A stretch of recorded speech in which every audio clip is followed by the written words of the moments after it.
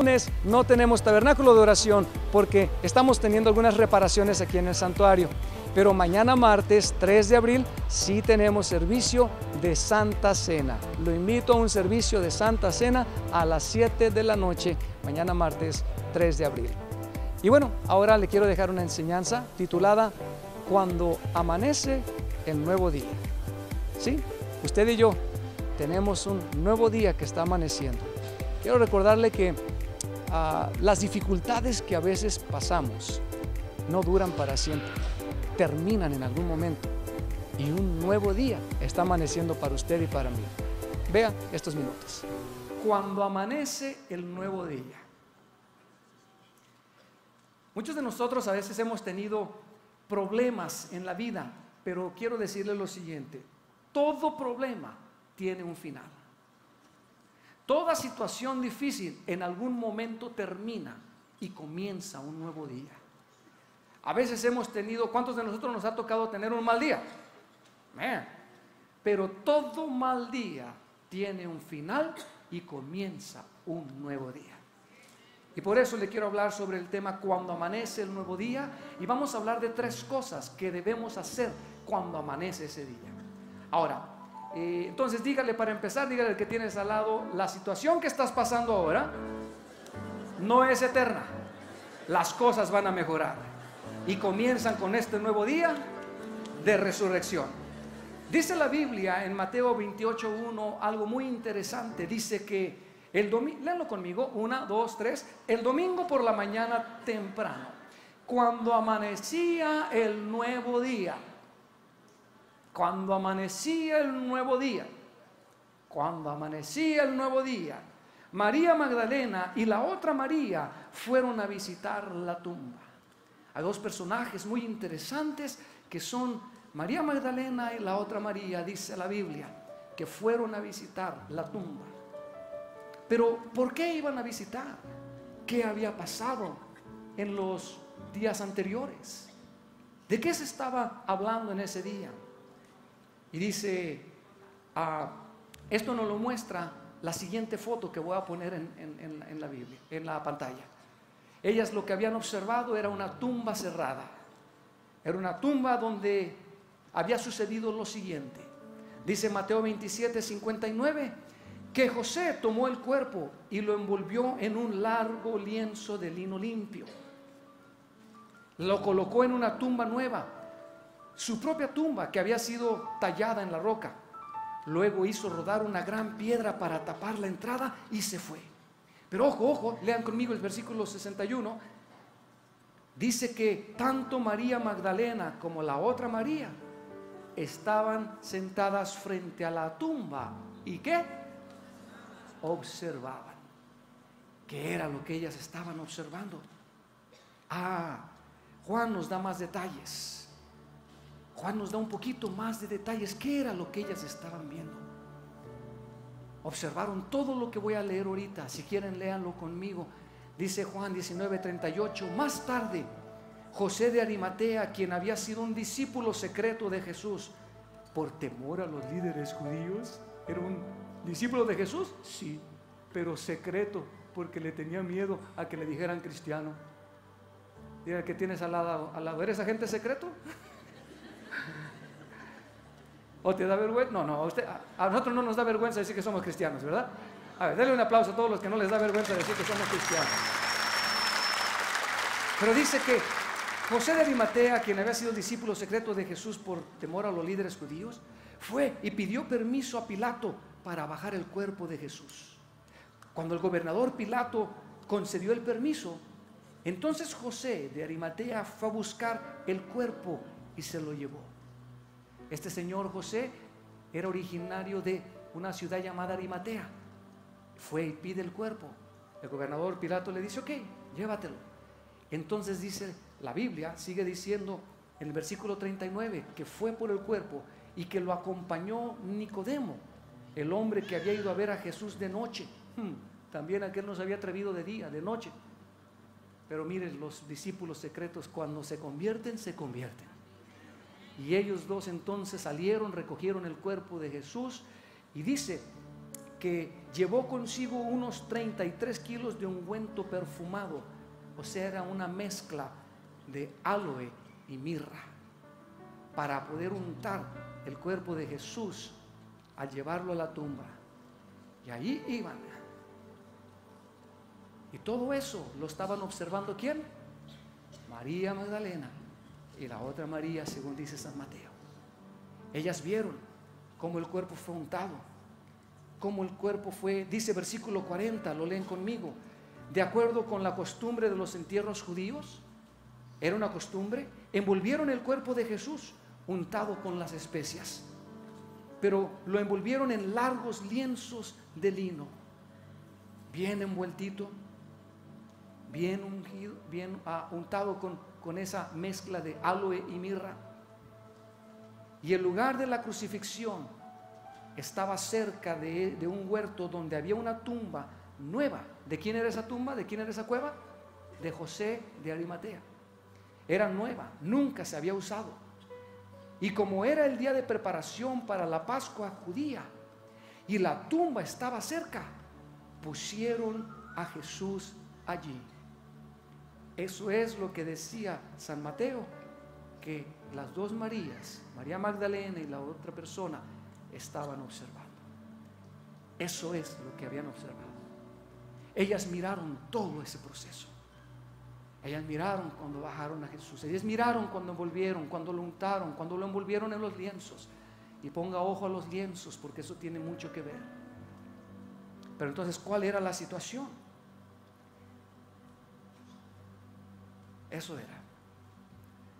Número uno, apagamos luces y número uno, veían la tumba cerrada. Ahí habían dejado a Jesús. Pero número dos, lo que ellas habían visto también era una cruz vacía. Esa cruz que les recordaba que su maestro, con quienes habían disfrutado tantos días, ya no estaría más con ellas. La cruz había quedado sola. Habían sido crucificados 2 hombres más, y las 3 cruces también, las 3 estaban vacías, pero ellas, la que más les interesaba y extrañaban, era la del centro, porque hubo 2 hombres malos, los ladrones, que habían sido también crucificados, uno a cada lado, pero ellas veían esta cruz. Ellas vieron cuando lo bajaron, lo llevaron a la tumba, y la tumba quedó cerrada. Eso era lo que ellas observaban. Pero ahora, en este día domingo, María Magdalena venía a la tumba y vería otra foto más. Vería la misma tumba, pero ya no estaba cerrada. Algo había pasado. Y podemos encender un poquito las luces. Cuando ella miró, dice Juan capítulo 20, versículo 1.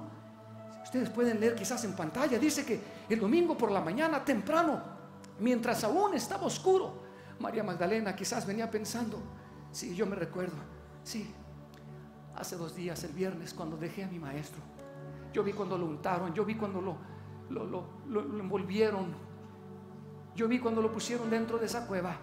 Sí, yo vi cuando cerraron esa cueva y rodaron la piedra para que nadie lo fuera a robar. Y yo vengo este domingo, pero se lleva una sorpresa, y dice Juan 1, dice que venía cuando todavía era oscuro, pero María Magdalena llegó a la tumba y vio que habían rodado la piedra de la entrada. Cuando ella miró eso, entonces corrió, fue a tratar y fue a encontrarse con Simón, Pedro, y con el otro discípulo a quien Jesús amaba, que ese otro discípulo era Juan. Se encuentra con ellos y les dice, va y los busca. Y les dice en el versículo siguiente, les dice, Simón, Pedro, Juan, les dijo, sacaron de la tumba al Señor Jesús y no sabemos en dónde lo pusieron. Sacaron de la tumba al Señor Jesús. Cuando Pedro y Juan escuchan eso, ellos dicen, Juan, ¿cómo está eso? Es más, yo creo que se quedaron sin hablar y dijeron, y comenzaron a correr. Dice el versículo 3 que entonces Pedro y el otro discípulo se dirigieron a la tumba. El 4 dice que ambos iban corriendo, ambos comenzaron a correr. ante el anuncio de María Magdalena. Pero el otro discípulo, Juan, corrió más a prisa que Pedro y llegó primero a la tumba. O sea que Juan no comía tantas pupusas como Pedro, ni tantos tacos y tantas tortillas. Pedro estaba muy pesado. O sea, por favor, no vaya a dejar de comer ahorita que salga, porque está muy rica la actividad. Pero después de eso, por favor, ejercite para comer para gastar todas esas calorías. Pero dice el versículo 5 que entonces Juan llegó primero, pero no entró, sino que, acuérdese, era una cueva, él se agachó. Dice el versículo 5, se agachó a mirar adentro. ¿Y qué fue lo que vio? ¿Un cuerpo o vio los lienzos? Y vio los lienzos de lino apoyados ahí, pero no entró, solo se quedó mirando. Y dijo, no veo el cuerpo, pero veo como los lienzos, pero no veo el cuerpo.